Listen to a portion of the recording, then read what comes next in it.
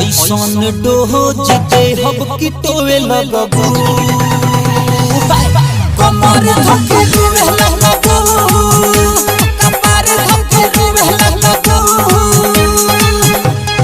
दर्द के कोहली राती में जो है लगबू कमर धके रोवे लगबू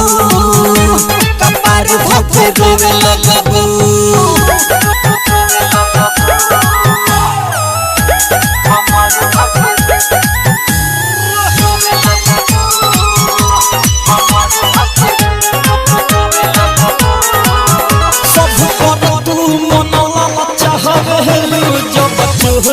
चीज दिखावेलू